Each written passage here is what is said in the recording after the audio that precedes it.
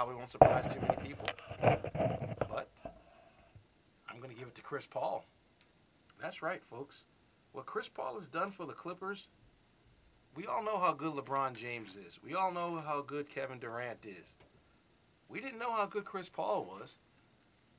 Yeah, we didn't get to see a lot of New Orleans games, and New Orleans isn't really, a basketball destination. It's Drew Brees' town, to be honest with you. But what Chris Paul has done for the Clippers is extraordinary. The Clippers right now, for the first time in their history, since they were the Buffalo Braves, are in first place at the All-Star break, ahead of the Lakers. The Clippers have several good players on this team this year. Yes, they've had an injury. Chauncey Billups is done for the season, and so many people thought, same sorry Clippers, and they're gonna fall apart as they do pretty much every year.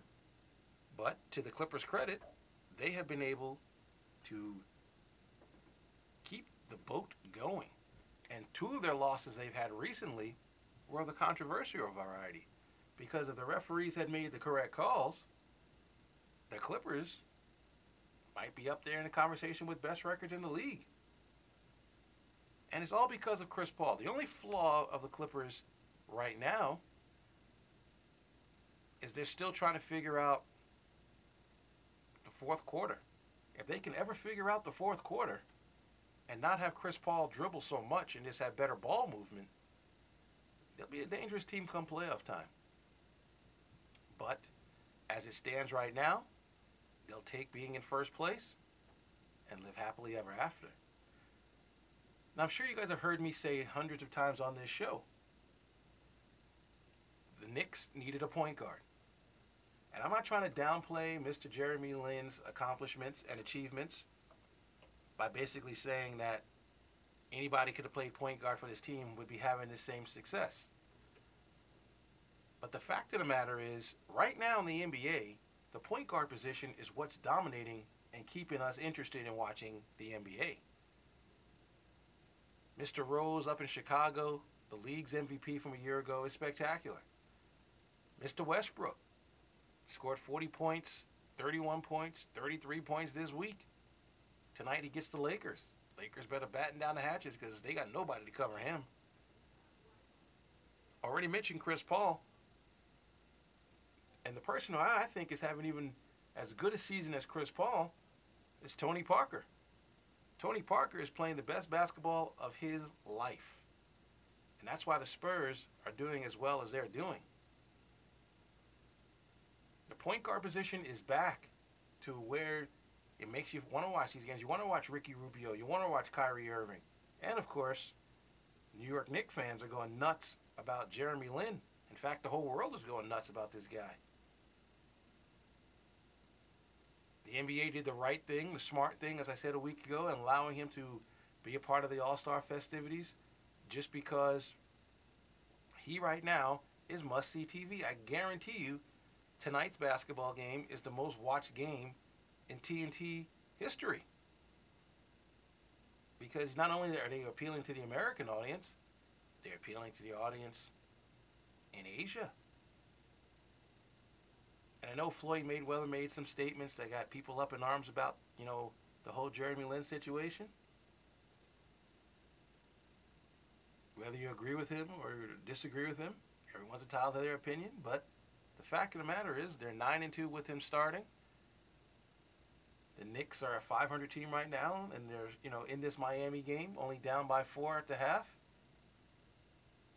Obviously, if they win tonight, it's just going to be 18-17. It doesn't change the whole world, but it gives them a boatload of confidence.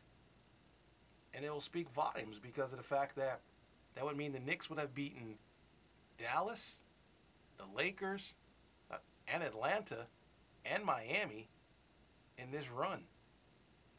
And Utah, which is pretty impressive.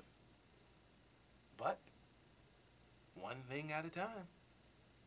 Got to beat this team tonight and see where it goes. Some more NBA news. Another position in the NBA that's going great is the power forward position.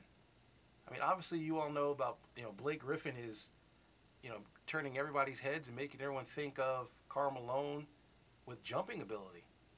LaMarcus Aldridge up in Portland is, he's pretty butter. He's pretty good. But the story of the year in the power forward position, no question, has to be Kevin Love. I mean, every single solitary night, UCLA's Kevin Love is doing things that defy logic. The guy can barely jump over a phone book, but yet he is getting rebounds. He's getting 15, 20 rebound games, 30 rebound games, scoring 30 points, hit a huge three earlier this year to beat the Clippers at the buzzer, and he finally earned his All-Star role. So congratulations to him on that accomplishment. Obviously, the person that gets a lot of the props and credit for the power forward position in basketball right now, of course, is Blake Griffin because of the spectacular plays. But there's still some other players out there who are getting the job done. So the NBA is basically kind of in a good position right now because of what it is, the lockout, as bad as it was for the sport, at least some of the play, most of the play from some of the star players have been outstanding. Kevin Durant has the high game so far this season, scoring 51 the other night. And he's a scoring machine. He is definitely this generation's Alex English, in my opinion. He will score a ton of points. I don't know about winning, though. I mean, yeah, they have the best record in the West, but doesn't mean anything until the postseason. And every year they keep growing. We're going to find out just how good they are because I'm sure the Lakers tonight really want to end this second half or first half of the season on a high.